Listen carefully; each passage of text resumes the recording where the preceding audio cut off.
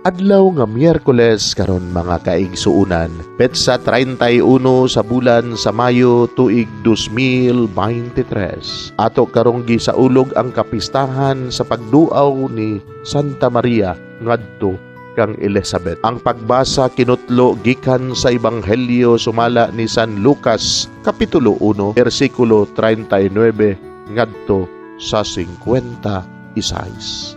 Unya nangandam si Maria og midali pag-adto sa usa ka lungsod sa kabukiran sa Judea. Miadto siya sa balay ni Zacarias og nakighimamat kang Elizabeth. Sa pagkabati ni Elizabeth sa pangumusta ni Maria, milihok ang bata sulod sa iyang tiyan. Unya napuno sa Espiritu Santo si Elizabeth og misulti sa kusog nga tingog, "Bulahan ka sa tanang mga babayi, bulahan ang bata nga imong ipanganak. Pagkadako sa akong kalipay nga ang inahan sa akong Ginoo, miduaw kanako. Kay pagkadungog ko gayud sa imong pangumusta, milukso sa kalipay ang bata nga akong gisabak. Bulahan ka nga mituo nga matuman gayud ang mensahe sa Ginoo kanimo." Unya mingon si Maria, "Nagdaig sa Ginoo ang akong kalag, og nagmalipayon ako diha sa Dios nga akong manluluwas. Tungod kay nahinumdum siya kanako nga iyang ubos nga sulugoon, og sukad karon ang tanang tao motawag kanako bulahan tungod sa mga dagkong butang nga gihimo kanako sa gamhanang Dios. Balaan ng iyang ngal. Nagpakita siya kaluoy sa tanan nga may kahadlok kaniya, gikan sa usa ka kaliwatan ngadto sa tanang kaliwatan. Gibakyaw niya ang iyang kamot nga gamhanan og gipatibulaag ang mga tao nga mapahitas-on uban sa tanan nilang laraw. Gipukan niya ang mga hari nga gamhanan gikan sa ilang mga trono ug gituboy ang mga timawa. Gibusog niya sa iyang mga maayong butang ang mga gigutom. Iyang gipapahawa nga walay dala ang mga dato. Gituman niya ang iyang saad sa atong mga katigulangan. Mitabang siya kang Israel nga iyang sulugoon og nahinumdum siya pagpakitag kaluoy kang Abraham ug sa tanan niyang mga kaliwat hangtod sa kahangturan. Mipuyo si Maria og mga 3 ka bulan uban kang Elizabeth ug unya mipauli sa ila. Mga igsuon, ang Ebanghelyo sa Ginoo. Daygon ikaw, o Kristo.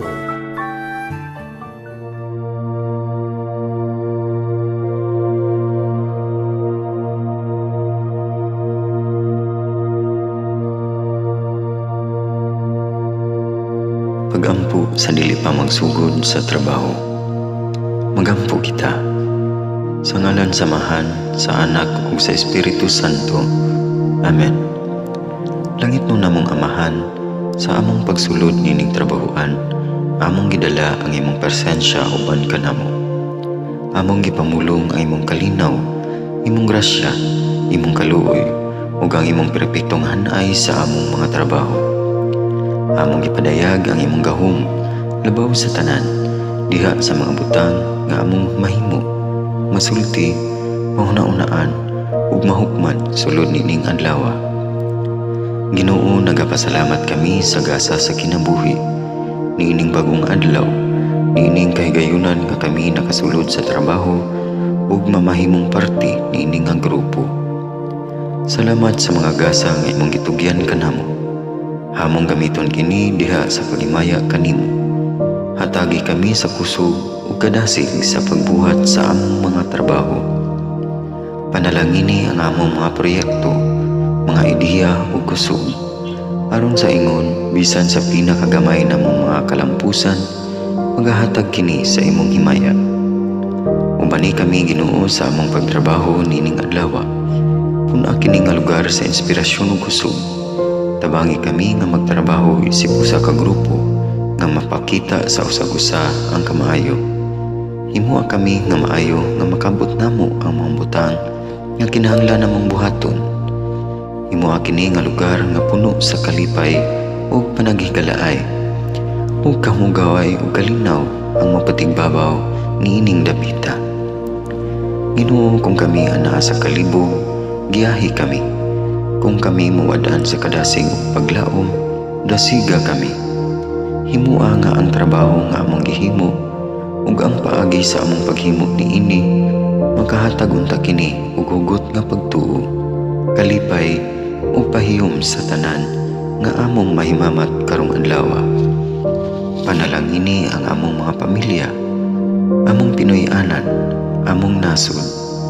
Himua nga magmatidud-anon kami sa pagtagad ug pag-amuma sa kalikupan ug sa tanang may kinabuhi, diha sa pagbuhat kanamo sa pagkabuot sa imong pangandoy alang sa hustisya ug kagawasan.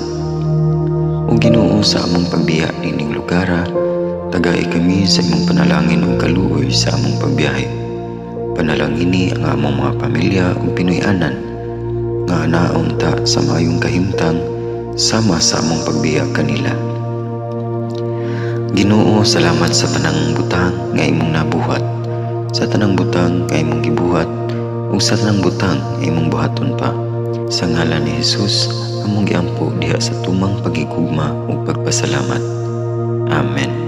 Sa ngalan sa Amahan, sa Anak ug sa Espiritu Santo. Amen.